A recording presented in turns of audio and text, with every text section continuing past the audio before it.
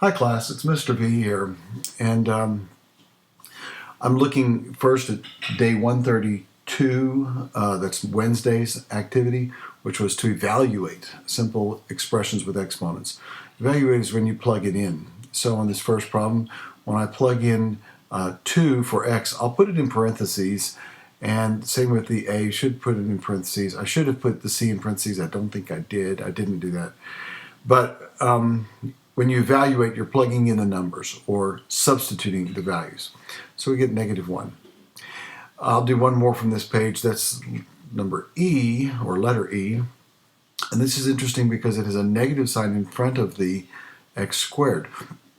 You'll notice when we do this as an intervention, if you underscore the base of the exponent, the base here is x. It's not negative x, it's x. The negative sign is outside of it is not part of the exponent. So we can write negative and then in parentheses 2 squared divided by 4, and that'll give us a negative 4 over 4, which is a -1. One of the students asked, where do we do this? I would suggest that you do these problems on a piece of paper. And when you do them on a paper, you can also upload it to take a snapshot or something and put it in your Google Doc and hold on to it that way. This will give you a portfolio of what we're doing. Today's lesson is on applying the exponent properties. Now, we've done this before, so just a refresher of the product of powers. It's not necessary for you to remember the names, but it is important for you to remember the rules. When you have the same base and you're multiplying the powers together, you add the exponents. A power of a power property, you multiply the exponents. So 4 times 2, this is like 3 to the 4th power is being raised to the 2nd power. So that's 3 to the 4th times 3 to the 4th, which is 3 to the 8th. And if you multiply those together. Power of a product property, this is where if you have a product and it's raised to a power, you distribute that power amongst all of the terms that you're being raised to. And this is what you'll be doing today in today's lesson. You can watch the help videos, which will give more information. So here I have a same base, and I add the exponents.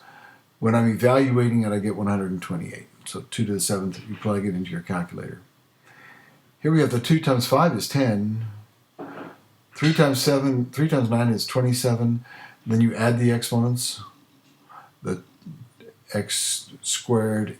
Oh, and also notice that y is y to the 1. So y to the 1 plus 4 is equal to y to the 5th power. That's where that comes from.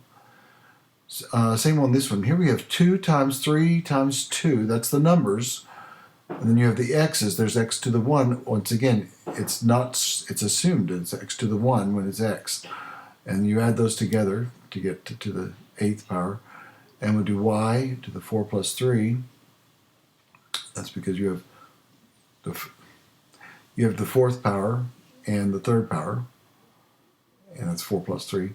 And then you have your z, which is z to the 6th. So altogether, that's equal to, well, it's, all right, fine.